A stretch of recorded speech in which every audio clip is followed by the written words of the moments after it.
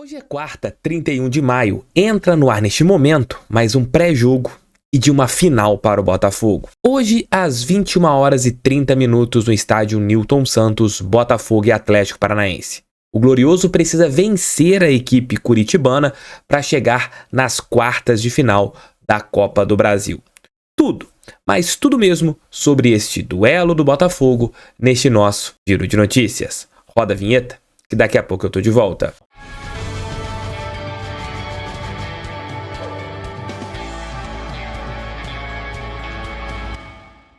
Você pode palpitar no jogo do Botafogo hoje lá na Estrela, que é a parceira do canal. Vou colocar aqui o QR Code do meu Instagram e na bio, como estou colocando aqui embaixo, vocês encontrarão o link da Estrela. O Botafogo tá ali como favorito no jogo de hoje, então é importante que você entre e faça logo o seu cadastro e palpite em uma vitória do Fogão. Você pode colocar até mesmo quem vai fazer o gol ou os gols do Botafogo, que são necessários para a nossa classificação. Então entre na Estrela, que eu tenho certeza que vocês curtirão bastante. Hoje, às 21h30 no estádio Newton Santos, com a nossa casa hiperlotada, Botafogo e Atlético Paranaense.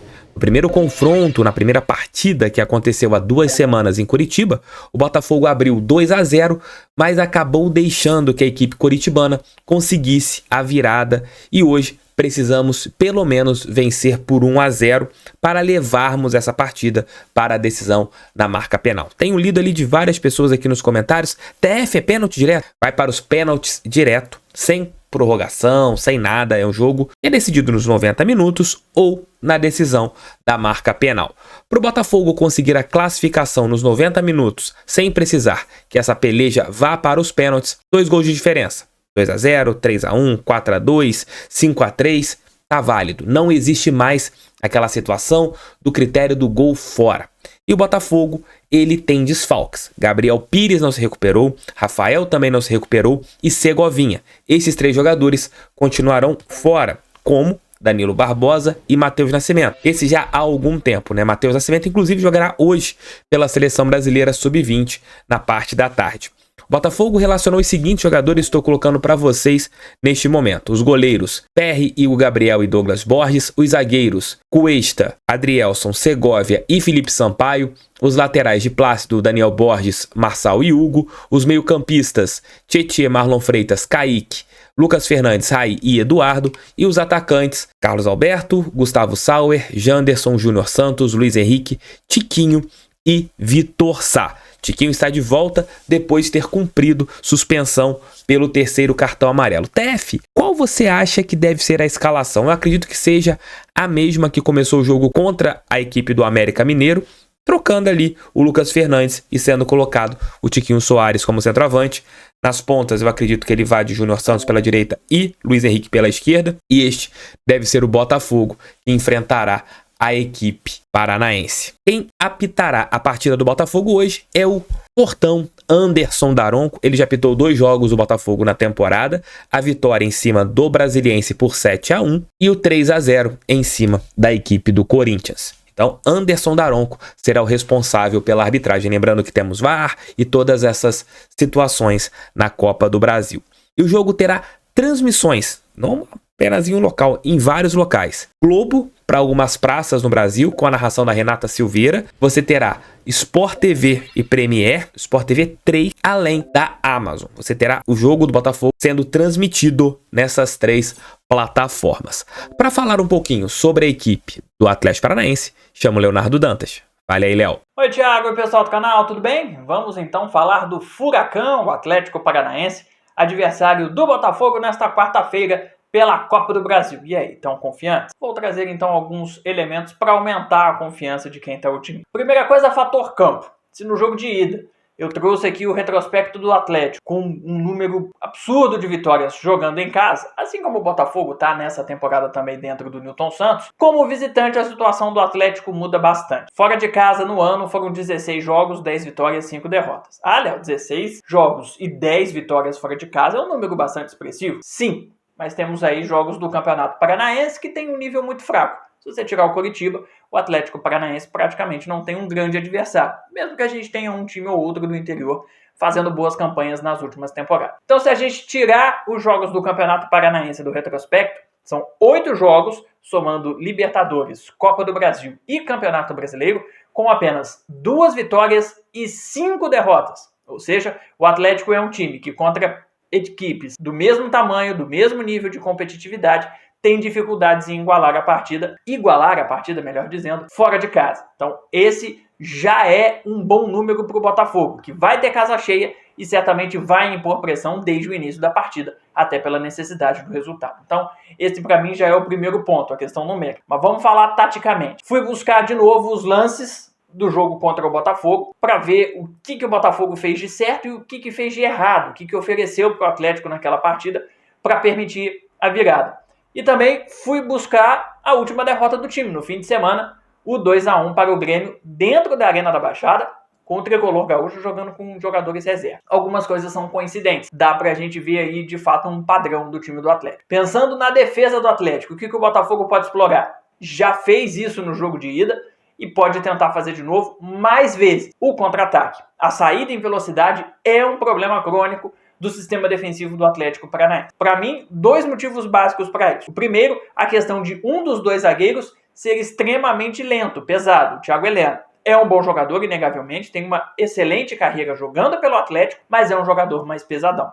Se as linhas sobem um pouco para fazer um jogo apoiado na criação e o time perde a bola, o Thiago Heleno não consegue acompanhar. Aí o sistema defensivo fica desfalcado e acaba dando espaço. Outra questão é a subida de jogadores deixando espaço.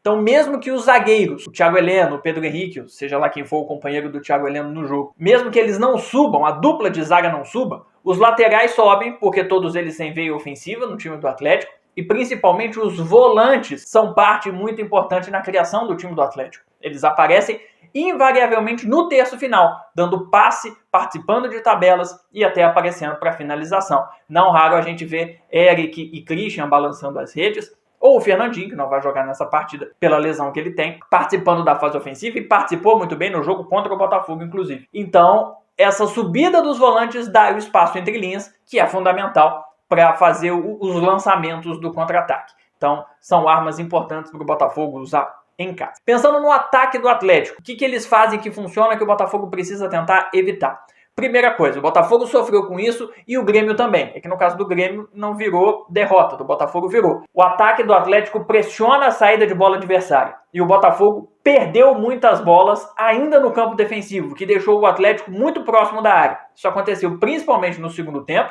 em que o Botafogo mostrou uma queda de rendimento, um pouco mais cansado, fisicamente desgastado, mas também aconteceu no primeiro tempo em que o Botafogo jogou melhor. Então é preciso ter atenção na saída de bola. O Botafogo vai ter necessidade, em alguns momentos vai confundir pressa com velocidade, porque vai ter que buscar o resultado. Se os gols demorarem a sair, a chance de forçar alguns passes e errar é ainda maior. Então o Botafogo precisa ter cuidado, controlar os seus ânimos, porque se forçar muito esse passe, tentar acelerar mais do que o jogo pede, corre o risco de entregar a bola de graça para o Atlético e sofrer a mesma coisa que sofreu no jogo de ida, deixando o Atlético roubando bola no campo ofensivo mais perto da sua área e, consequentemente, do seu gol. O Atlético é um time que tem, principalmente por essa questão dos volantes que eu falei, toda a sua criação feita por dentro. Então é importante o Botafogo congestionar por dentro, tirar o máximo possível de espaços do meio-campo do time do Atlético. Só que muitas vezes consegue abrir essa jogada, buscando os pontas, principalmente se o Vitor Roque tiver um pouco mais deslocado, tiver um pouco mais aberto. Então é preciso esse movimento do Atlético é muito bem coordenado, muito bem feito. Então o Botafogo precisa ficar de olho para ajeitar e ajustar a marcação o tempo todo. Mas se o time jogar com o Canóbio, essa dinâmica muda um pouco. Aí o time consegue jogar um pouco mais aberto, explorar um pouco mais as pontas. Principalmente à direita, numa dobradinha do Canóbio com o Madison, que tem essa postura ofensiva pelo lado direito. O Canóbio ajudou a abrir mais o jogo pelo lado direito contra o Botafogo no segundo tempo. E também contra o Grêmio nesse último jogo que eu disse que assisti os lances para a gente trazer novidades daquele jogo para cá. Então, eu imagino que o Canóbio vá jogar para trazer essa abertura, embora o Atlético não tenha obrigação do resultado. Ele pode dar mais trabalho para a defesa do Botafogo. Então é importante ficar de olho. até porque o Marçal, pela idade, pode levar a desvantagem na questão física contra o Canóbio. Então eu acho que o Paulo Turra, técnico do Atlético, pode pensar nessa questão também. Por fim, é meio óbvio, porque o Botafogo basicamente perdeu o jogo assim, a bola aérea do Atlético Paranaense é extremamente forte, o Botafogo tomou 2 gols assim no jogo de ida, tem uma bola aérea forte também, mas precisa ficar um pouco mais atento no ajuste da marcação, principalmente quando tem desvio no primeiro pau. Foi isso que matou a recepção, digamos assim, da bola aérea no jogo lá de Curitiba. Bom jogo, boa sorte e que venha a classificação. Fui. Valeu, Léo, muito obrigado. Você vai deixar seu like, vai se inscrever no canal. Hoje, às 23 horas e 30 minutos, estarei já aqui no canal, lá do estádio Newton Santos, se a internet permitir. Se tomara a Deus que a internet esteja horrível, porque vai estar todo mundo gravando vídeos ali no final do jogo e mandando em seus diversos grupos e etc. da festa da nossa torcida. Então pode começar às 23 horas e 30, 23 e 40, mas teremos, assim que a bola parar de rolar, a live pós-jogo diretamente do estádio Newton Santos. E para contar um fato histórico, chamo o Leozão, Memória Alvinegra. Fala aí, Leozão. Fala, TF, galera ligada aqui no canal, tudo bem com vocês? Mais um pré-jogo que eu participo aqui, mas dessa vez eu quero deixar o aviso de que eu serei breve. Isso porque o Botafogo enfrenta o Atlético Paranaense pela partida de volta das oitavas de final da Copa do Brasil, e eu não tenho muitas informações a trazer dessas duas equipes quando o encontro é pelo torneio de mata-mata nacional. Muito já foi dito na minha primeira participação lá no pré-jogo da partida de ida. Mas nas minhas pesquisas, curioso como sou, comecei a procurar outras coisas, algo que eu pudesse trazer aqui para vocês, referente, direto ou indiretamente, a essa partida entre Botafogo e Atlético Paranaense. E eis que acho uma informação muito poderosa, uma informação que com certeza você, torcedor alvinegro, vai gostar muito de ouvir. O Botafogo, em 6 oportunidades, ficou atrás na primeira partida, da partida de ida da Copa do Brasil, e nessas 6 oportunidades conseguiu reverter a situação, conseguiu reverter o placar e se classificar para a próxima fase. Em 6 oportunidades isso aconteceu. Uma das mais emblemáticas classificações, uma das mais emblemáticas reviravoltas do Botafogo na Copa do Brasil, com certeza o torcedor se lembra, 2014. Pelas oitavas de final, o Botafogo enfrentava o Ceará no estádio Newton Santos, perdia por 2-1, mas na partida de volta, vencendo por 4-3 com um gol milagroso, no último lance do jogo, André Bahia, com um 4-3, deu a classificação do Botafogo para as quartas de final da Copa do Brasil de 2014. Contra o Atlético Paranaense, esperamos que seja a 7ª vez, e tenho certeza que será a 7ª vez. É uma partida difícil, mas com time no gramado e torcida na arquibancada, impossível dar alguma coisa errada. É impossível o Botafogo não sair classificado. Vamos torcer por isso, acreditem no Botafogo, porque jogando como estamos jogando, acreditando no futebol que estamos praticando, é perfeitamente possível conseguir a classificação contra a equipe do Atlético Paranaense.